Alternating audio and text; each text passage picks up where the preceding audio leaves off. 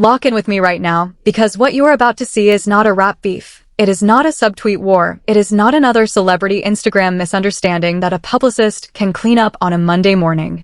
What you are about to see is a Grammy-nominated husband on a pool deck in broad daylight, laid out like an offering, being filmed from an angle that no defense attorney on this continent would ever have signed off on, by a two-time Olympic gold medalist who just casually tagged him as her hubby on the open internet, while his actual legally still attached wife, Remy Ma, is 6 states away at her own birthday celebration, glowing, laughing, holding babies, and refusing to say a single word.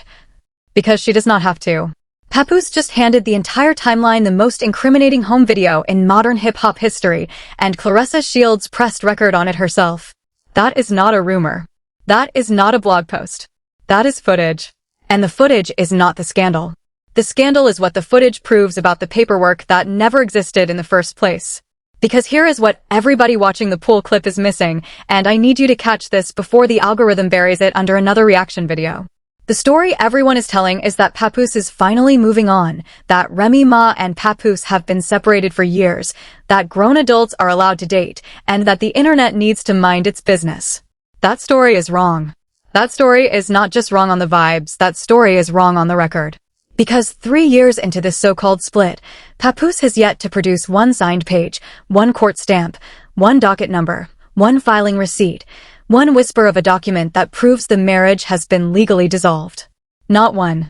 And I am going to walk you all the way through why that missing paperwork is not a technicality, why that missing paperwork is the entire story, and why what Claressa Shields filmed on that pool deck is not a soft launch of a new relationship. It is a self-eviction from an old one that Papoose'S never legally left. When we get to the part where I break down exactly what a family law judge does with a video like this in an alimony hearing, I promise you your whole read on this situation is going to shift. Stay with me.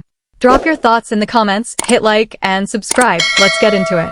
Now let me set the stage the way the stage is actually set, because if you are new to this story, or if you have only been catching the headlines in passing, you need the full picture before we start pulling on threads.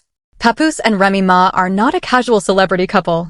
Papoose'S and Remy Ma are one of the most publicly documented, most publicly defended, most publicly performed marriages in modern hip-hop. They built a reality television empire on the back of that marriage. They built a podcast footprint on the back of that marriage. They built a public family, a public brand, and a public identity that both of them individually cashed in on for over a decade. Remy Ma walked into federal prison a married woman. Remy Ma walked out of federal prison a married woman. Remy Ma walked into the biggest female rap war of her generation against Nicki Minaj as a married woman. And through every single one of those chapters, Papoose'S stood next to her, in front of cameras, in front of microphones, in front of every barbershop podcast and every red carpet, insisting that this marriage was the real thing, the forever thing, the ride-or-die thing that the culture could point at and believe in. Then, roughly 3 years ago, the whispers started. The separation whispers. That they've been living apart whispers. That it's amicable whispers.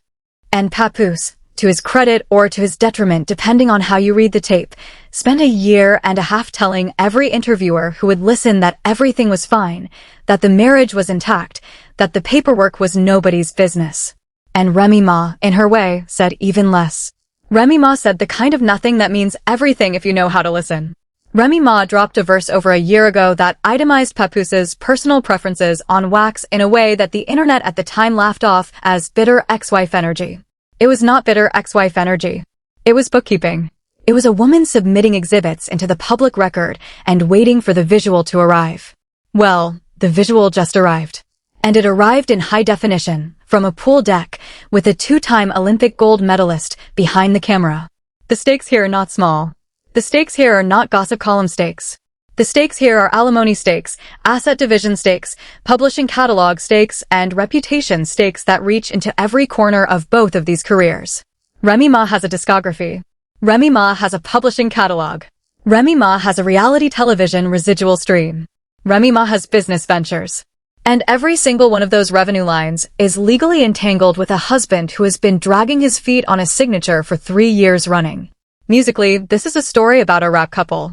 Culturally, this is a story about how the internet treats women who tried to tell the truth and got called bitter for it. Financially, this is a story about a man who may have just filmed himself into a very expensive courtroom. And reputationally, this is a story about what happens when the paperwork you refuse to file becomes the paperwork the internet files for you. So the real question we are chasing tonight is not whether Papoose is dating Claressa Shields. The real question is, why, after 3 years, is there still no divorce decree, and who benefits from that absence? Now let us start on the surface, because the surface alone is already enough to end most people's careers. The pool clip itself is Exhibit A, and Exhibit A is loud. Claressa Shields, on her own social media, in her own account, posts footage of Papoose lying on a pool chaise in what any reasonable viewer would describe as a fully relaxed, fully vulnerable, fully domestic posture. Legs wide. Body slack. A grin on his face that reads more like a honeymoon than a happy hour. And the caption is the part that lawyers are going to circle in red. Claressa Shields refers to Papoose using the language of marriage. Not the language of dating. Not the language of a fitness collaboration. Not the language of a friendship. The language of marriage. On a public feed. With a still standing legal marriage attached to the man in the frame. That is not a slip of the thumb. That is a broadcast. Exhibit B is Papoose's own social media behavior in the days surrounding that clip. Because a Papoose who was legally divorced, a Papoose who had the paperwork in hand, a Papoose who could point to a docket number and a judge's signature, that Papoose would have responded to the pool clip within an hour with a laugh, of a repost, a wink, a bar, something. Papoose is a freestyle rapper. Papoose is a man who has never in his professional life let a moment pass without commentary. And yet, in the wake of the most viral personal moment of his year, Papoose went communications dark. No tweet. No caption. No freestyle. No podcast clip. No interview response. Nothing. That silence is not calm. That silence is counsel. Somebody with a law license is telling Papoose to keep his mouth shut, and Papoose, for once in his life, is listening. Exhibit C is Remy Ma's own social media presence in the same window. And this is the part that made me sit up in my chair, because it is the most disciplined, most surgical, most silently devastating counterpunch I have watched a public figure land in a long time. Remy Ma did not post about the pool clip. Remy Ma did not subtweet the pool clip. Remy Ma did not send a friend to comment on the pool clip. Remy Ma showed up to her own birthday celebration, iced out, glowing, hugging her kids, laughing with her people, taking pictures with fans, and moving through the room like a woman who already knew the score. The photos went up. The videos went up. And every single one of them said, without saying it, that Remy Ma had already read the last page of the book and knew exactly how it ends. That is not a reaction. That is a verdict. Exhibit D, and this is the one nobody wants to talk about, is the framing of the pool clip itself. Claressa Shields did not film Papoose from a wide, casual, respectful angle. Claressa Shields filmed Papoose from below, in a pose that anybody who has spent even 4 consecutive hours on hip-hop internet immediately recognized as a callback. A callback to what exactly? A callback to the exact posture Remy Ma described in her verse over a year ago. The same verse the internet laughed off as bitter. The same verse that is now aging like a case file at a district attorney's office. Claressa Shields is a boxer. Boxers do not throw accidental punches. Boxers set up shots. Boxers land counters. And whether Claressa Shields did it on purpose or by accident, that framing landed a counter on Papoose that Papoose is still too disoriented to feel. He is grinning through the concussion. He does not yet know he is lying on the canvas. And oh, do I have more for you? Because if you thought the pool clip was the whole story, if you thought the paperwork gap was the whole story, if you thought the birthday glow-up was the whole story, cousin, we have not even opened the second folder yet. The second folder is where the industry insiders live. The second folder is where the reactions from other rappers, other podcasters, other reality television alumni, and other women in the culture start telling a story that the mainstream press will not touch. The stands are really not going to like what comes next, because the second folder is where we find out that this pool clip did not surprise a single person who has been paying attention behind the scenes. Not one. Stay with me, because when we get to what a certain very well-known hip-hop commentator has been documenting about the county clerk timeline, you are going to understand exactly why this story went nuclear the second the clip dropped. Because here is what the cultural evidence layer is telling us, and I want to walk you through it piece by piece so you can see the shape of it. The first piece is the reaction from the women in Remy Ma's professional orbit. Female MCs who came up in the same New York circuit, Women who were on the Love and Hip Hop cast alongside Remy Ma.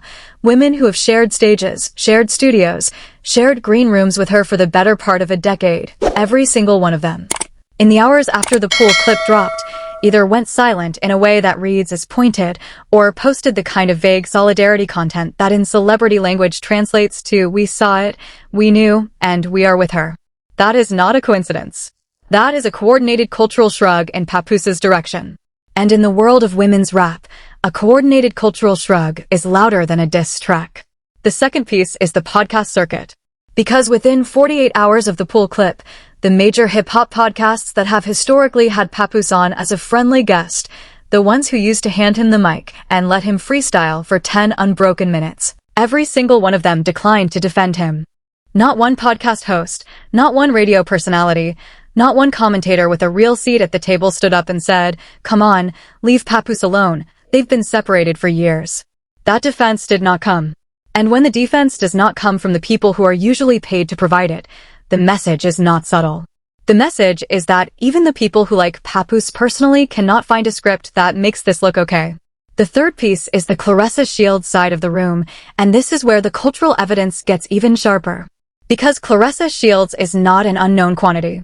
Claressa Shields has a boxing team. Claressa Shields has a management structure. Claressa Shields has media handlers who have been running her image since she was a teenager fighting for Olympic gold. And every single one of those handlers, in the hours after the pool clip went up, went quiet. There was no press release framing the relationship. There was no soft launch interview with a friendly outlet. There was no coordinated rollout. The clip went up raw, unmanaged, and unspun.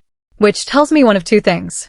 Either Claressa Shields' team did not know the clip was coming, which is a management failure, or Claressa Shields' team did know and chose to let it fly anyway, which is a strategic decision that reads as a taunt. Either reading is bad. Neither reading is accidental. The fourth piece is the reaction from the culture's own commentators, and this is where a name I have to give credit to enters the story. Big Keys, the hip-hop commentator who has spent the last stretch of the year documenting the paperwork gap in the Papoose situation with more precision than any mainstream outlet, dropped a breakdown within hours of the pool clip that connected the framing of the video to Remy Ma's verse from over a year ago. Big Keys pointed at the pose. Big Keys pointed at the county. Big Keys pointed at the timing. And Big Keys' clip went viral not because Big Keys was being cruel, but because Big Keys was being accurate. Accuracy is the rarest currency on this internet, and Big Keys just deposited a mint's worth into the record. When independent commentators are connecting dots that the mainstream press will not touch with a 10-foot boom mic, that is a signal that the story has more meat on it than the headlines are letting on. And I know some of Papoose's diehards are already typing in the comments right now that this is all speculation, that the pool clip is just two adults having a good time, that the paperwork gap is a private matter, and that the internet needs to leave grown people alone. I hear that argument. I have heard it before. Let me address it directly because it deserves a real response. Separation is a vibe. Divorce is a receipt. And until Papoose has that receipt in hand, stamped, sealed, filed, docketed, and delivered, Papoose is still, legally, contractually, taxably, and financially the husband of Remy Ma. That is not my opinion. That is not fanfiction. That is contract law, and contract law does not care about your comment section. Contract law does not care that Claressa Shields is a champion. Contract law does not care that Papoose has a new haircut. Contract law cares about ink on paper. And the ink on paper still says one name. Now here is where I have to shift gears on you, because if we stay in the celebrity gossip lane, we are going to miss the actual story. The actual story is not the pool clip. The actual story is the system that made the pool clip possible, and the system that is about to make the pool clip very, very expensive for the man who starred in it. So I need everybody watching to buckle up, because we're about to leave the entertainment section of the story and walk directly into the business section. The business section is where subscribers are made. The business section is where you find out why the story is not really about a rapper and a boxer. The business section is where you find out why the story is about the entire architecture of celebrity marriage in an era where every private moment is one upload away from becoming evidence. Let me start with the first systemic angle, which is the legal architecture of a marriage that has not been dissolved. Because in every state in this republic, including New York, including New Jersey, including Michigan, including every jurisdiction Papoose has ever set a shoe in, a marriage that has not been legally dissolved is not a memory. It is a binding contract. That contract governs asset division. That contract governs tax filing. That contract governs inheritance rights. That contract governs decision-making authority in medical emergencies.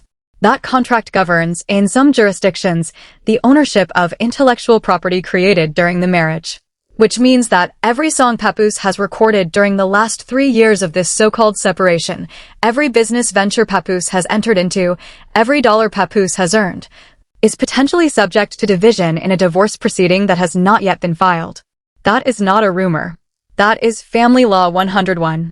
And Remy Ma's attorneys, if they are worth the retainer she is paying them, are watching that pool clip on a loop right now with a highlighter in one hand and a calculator in the other. Now let me get into the second systemic angle, which is the reality television residual structure. Because Papoose's and Remy Ma's public marriage was not just an emotional partnership. It was a media asset.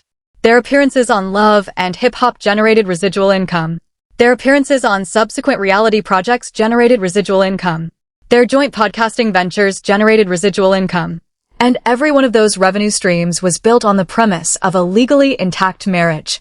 When Papoose's parades on a pool deck with a 2-time Olympic champion while the marriage is still legally intact, he is not just embarrassing himself. He is potentially devaluing the very media asset that has been paying his bills for over a decade. A network that signs a couple to a reality contract is buying the couple. When one half of the couple goes rogue on the open internet without a divorce decree in hand, the network's asset just took a hit. And networks with hit assets remember who hit them. And the third systemic angle, and this is the one that I think most people are not going to see coming, is the publishing and catalog situation. Because Remy Ma is not a hobbyist.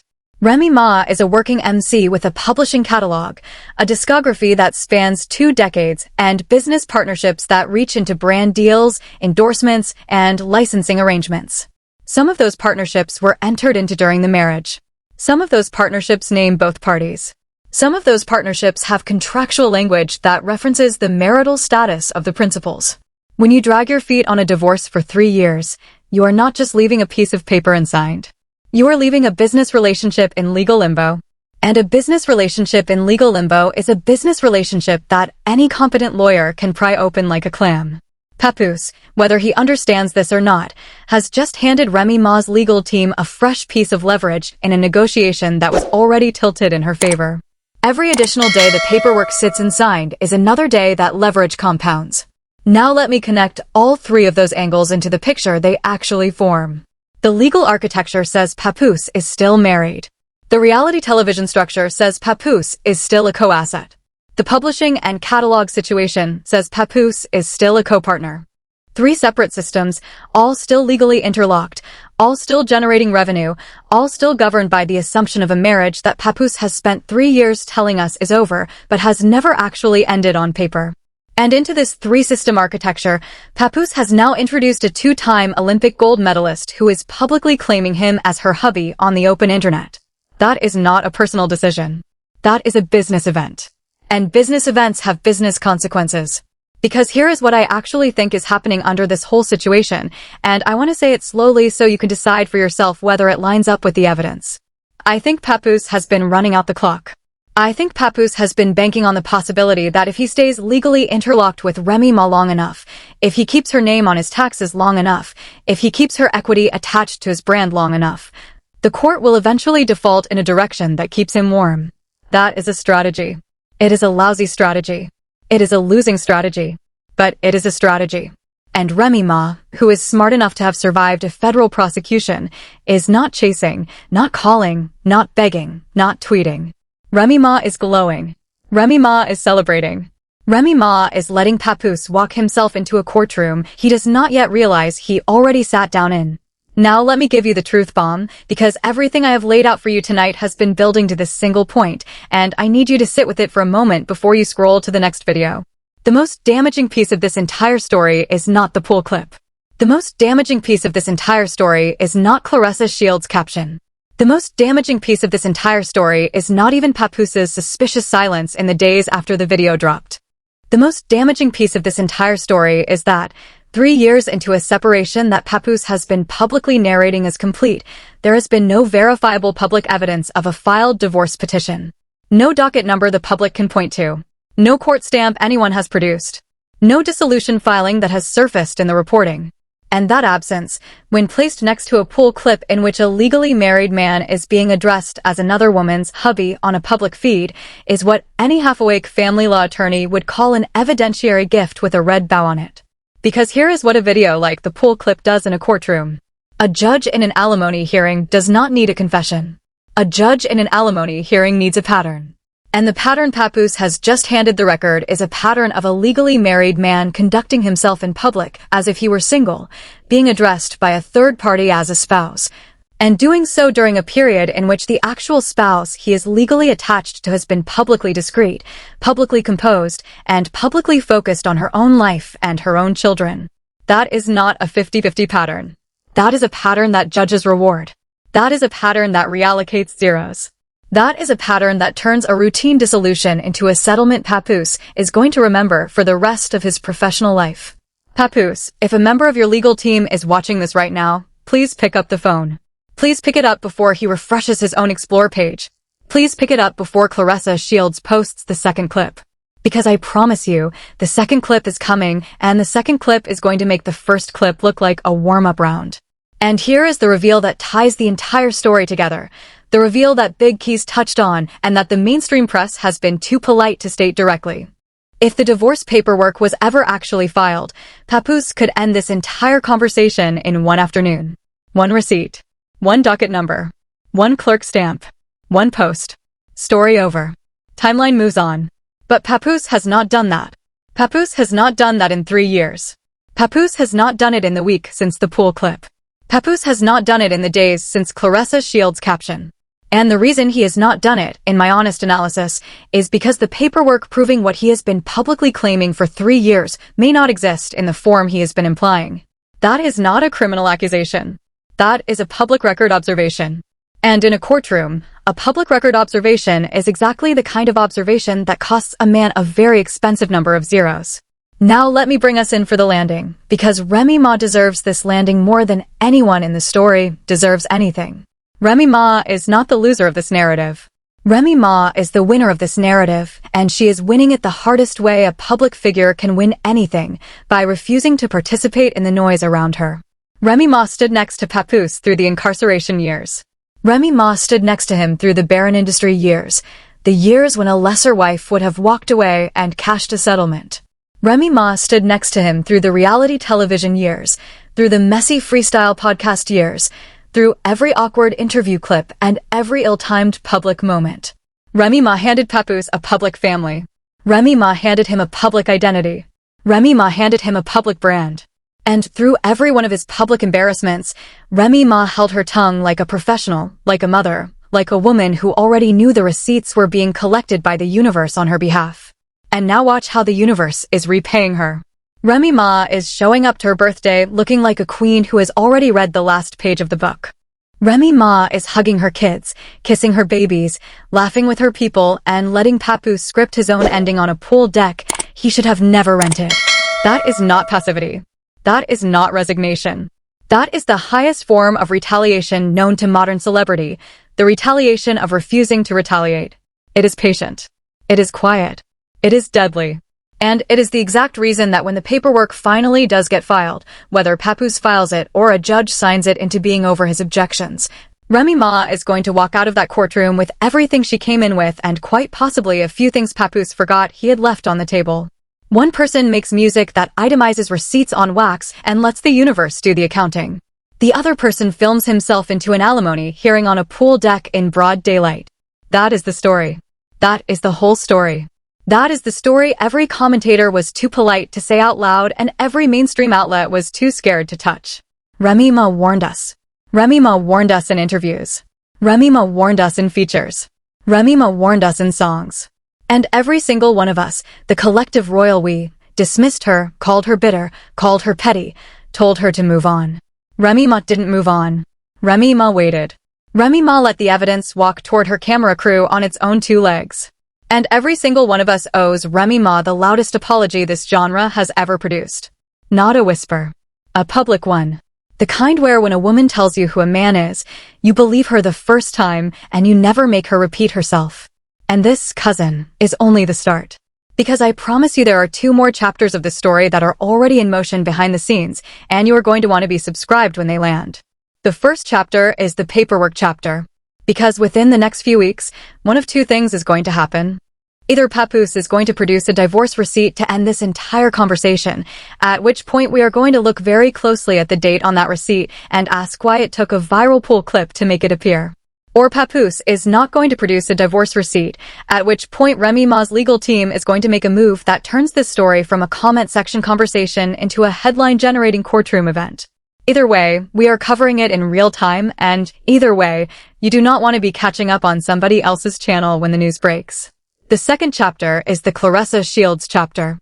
Because the boxing world is watching this situation just as closely as the hip-hop world, and there are very specific business partnerships in Claressa Shields' orbit that are going to have to make very specific public decisions about whether they are comfortable with the optics of the pool clip. When those decisions get made, we are covering that too.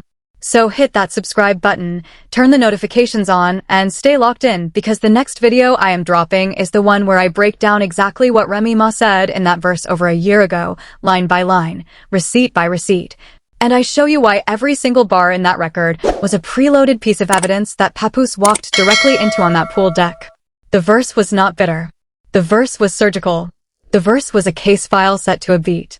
And when you see how precisely Remy Ma predicted the exact framing of the exact clip that just went viral, you are going to understand why she has been so quiet, why she has been so composed, and why she is about to be so victorious. Stay steady. Stay filed. Stay above the noise. And stay honest with the paperwork. I'll see you in the next one.